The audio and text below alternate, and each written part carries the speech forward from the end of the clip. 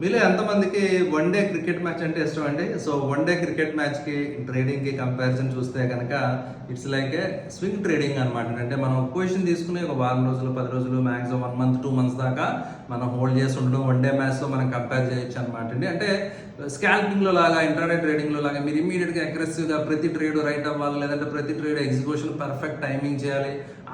మీరు అంత యాక్యురేట్స్ అవసరం లేదనమాట అండి. మీరు కనుక జాగ్రత్తగా ప్లాన్ చేసుకుని కొంచెం ఎండ్ ఆఫ్ ద డే అంటాం అనమాట అండి.